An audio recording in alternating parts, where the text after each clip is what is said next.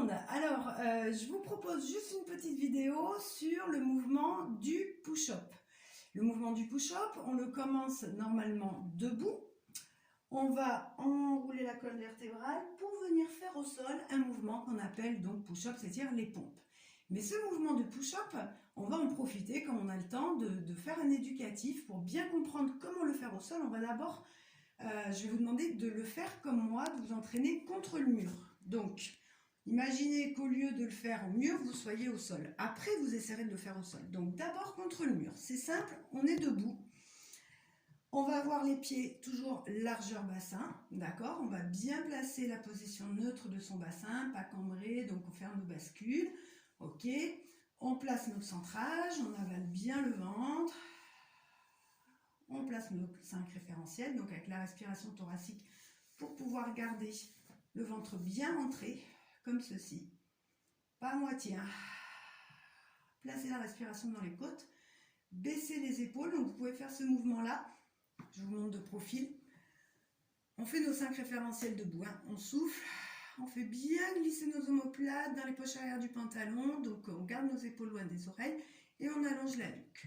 Donc on est dans nos 5 référentiels, les pieds largeur de hanche. De là, on est un peu loin du mur, de sorte qu'on va poser les mains à plat contre le mur, mais qu'on soit un petit peu incliné pour qu'on ait du poids ici, à retenir dans nos bras tendus. Et les mains sont largeur d'épaule. Je suis là, contre le mur, je ne suis pas là, d'accord? Largeur d'épaule, je ne suis pas en haut, je ne suis pas en bas, je suis à la hauteur des épaules et largeur d'épaule. Ok. Donc, un petit peu incliné, attention de garder quand même les talons au sol. Hein, c'est pas la peine d'aller vraiment derrière parce que là, vous ne serez pas du tout bien placé. Donc, je ne sais pas, la distance, c'est quoi? C'est 80 cm. Bon, bref, vous trouverez avec les talons au sol. De là, on se place. Donc, comme j'ai dit, les mains largeur et hauteur d'épaule. Bien dans notre centrage ici.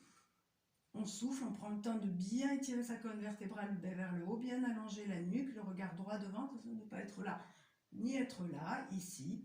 Ok, on souffle, on resserre le centre. Et sur l'inspire, on va plier les coudes, tout le temps de l'inspire, en essayant de ne rien bouger. Et sur le souffle, on tend les coudes. Sur l'inspire, les coudes, voyez, ne s'écartent pas, ils restent le long du corps, comme s'ils allaient vers le sol, et sur le souffle, on tend.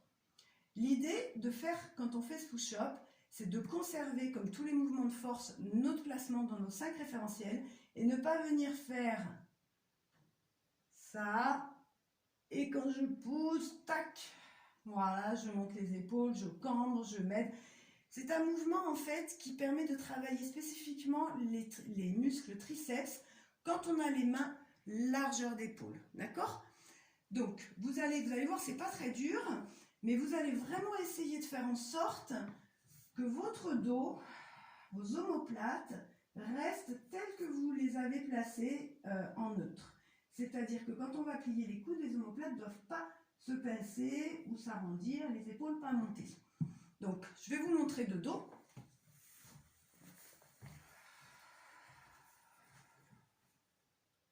Il est nécessaire d'avoir un appui, d'appuyer avec ses paumes de main volontairement dans le mur pour plaquer les omoplates. Parce que si je me relâche, mes omoplates se creusent, voyez-vous.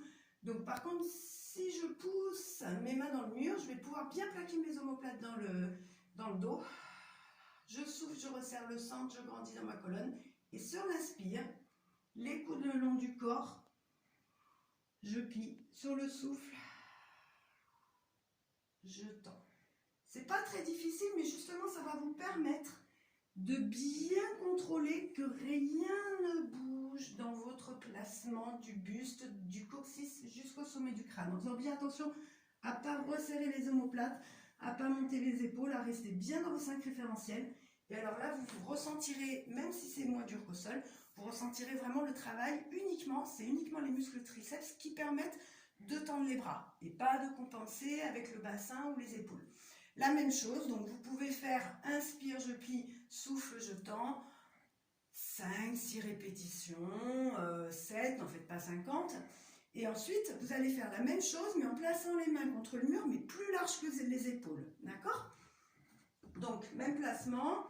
Je resserre le centre. Pas peine de contracter les fessiers, hein, parce que c'est de là que ça se passe, hein, pour s'auto-grandir. Les fessiers, ils n'ont pas besoin. Toute la chaîne postérieure n'est pas concernée. On est vraiment sur un travail de chaîne antérieure. Donc, les mains plus larges qu'épaules. Mais elle est toujours à la même hauteur. Attention de ne pas être en haut, pas être en bas. Voilà. Prenez bien l'appui. Allez chercher l'appui dans le mur. Reculez-vous en gardant les talons au sol. Resserrez le centre, placez vos 5 référentiels, allongez la nuque, soufflez. Et sur l'inspire, les coudes s'écartent par le côté. Sur le souffle, je tends les bras. Sur l'inspire,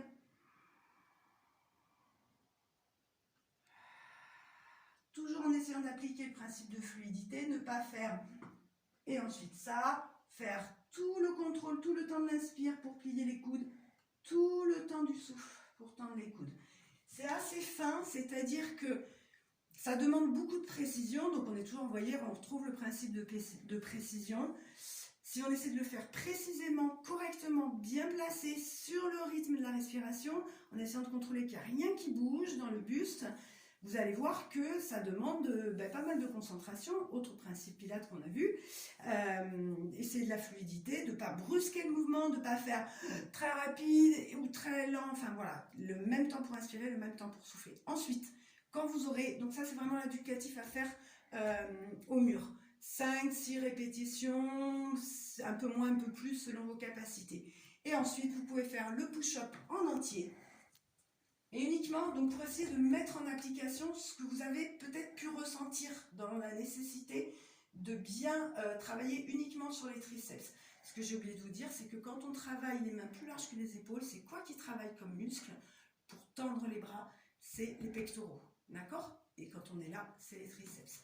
Alors, je vais vous montrer le push-up version triceps en entier et après version pectoraux avec une formule, comment dire, un niveau fondamental. D'accord? C'est-à-dire qu'on va venir se placer à genoux. Alors, on part debout, on souffle, on rentre bien le ventre ici. On prend le temps de placer ses 5 référentiels, de réguler sa respiration. On peut fermer les yeux. Et le temps du souffle. On enroule la colonne vertébrale du haut vers le bas en essayant d'allonger la colonne vertébrale. Le temps de l'inspire, on avance et on est placé sur les genoux. Attention, le bassin ici vient se placer sur la même ligne que les épaules et les genoux. Je viens m'arrêter. Dans ce placement-là, attention, on n'est pas là, on est ici, on n'est pas là non plus. On a un bassin neutre aligné entre les épaules et les genoux. Mes mains sont sous mes épaules, je me repousse dans le sol pour bien plaquer mes omoplates dans le dos. J'allonge ma nuque et vous aurez tout le temps d'une expiration pour venir trouver vos 5 référentiels dans cette position. Donc on souffle, on resserre le centre, on baisse les épaules, on allonge la nuque. Et sur le temps de l'inspire, on descend aussi bas qu'on peut maintenir nos 5 référentiels. Sur le temps du souffle, on essaie de ne pas compenser avec les épaules, le buste ou le bassin. Et sur le temps de l'inspire, on reculera, posez les talons et sur le souffle, on déroulera. Je vous le remontre sans s'arrêter. Inspire. Ventre bien rentré. On souffle. Ne tassez pas la colonne vertébrale en vous enroulant. Inspire. On souffle, on place nos 5 référentiels. Inspire.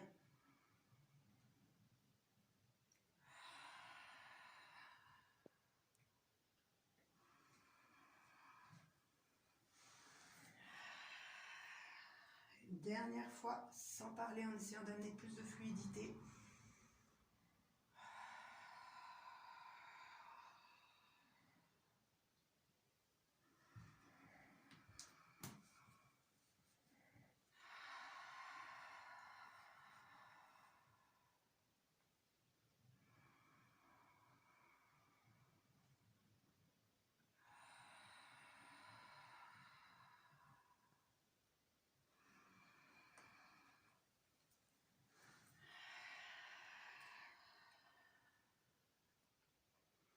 Voilà, donc j'espère que ça va vous aider. Faites bien l'éducatif au mieux, on n'a jamais le temps de le faire en cours, donc là c'est l'occasion justement, on est chez soi, on peut justement profiter de faire des choses qu'on n'a pas le temps de faire en cours et ensuite venir le faire au sol. Je ne vous ai pas montré la version pectoraux où on a les mains plus larges que les épaules, mais c'est exactement la même chose, on avance, on déplace les mains de chaque côté, attention de bien être sur la même ligne que les épaules et vous allez essayer, si vous voulez l'essayer au sol, de vraiment, ce qui est difficile, c'est de vous laisser guider par la respiration pour essayer de ne pas marquer d'arrêt. Quand vous faites votre push-up, ça ne doit pas être rapide ou alors très lent sur l'inspire et très rapide sur le souffle. Et puis je commence à revenir avant d'inspirer. Non, respectez bien, je souffle, j'enroule, j'inspire, j'avance, je souffle, je stabilise. J'inspire, je fais mon push-up, je souffle, je tends les bras, j'inspire, je recule, je souffle, je déroule. Il n'y a pas d'arrêt. Cherchez vraiment la fluidité, ce mouvement est difficile pour ça. Donc voilà, c'est l'occasion de travailler chez vous. J'espère que j'ai répondu à vos interrogations, aux difficultés que vous avez rencontrées pendant le cours.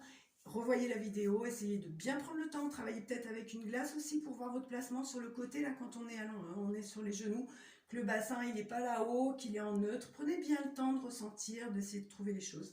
Et puis si vous avez des questions, n'hésitez pas sur ma chaîne YouTube, vous pouvez dans le cadre des commentaires me poser des questions. À bientôt!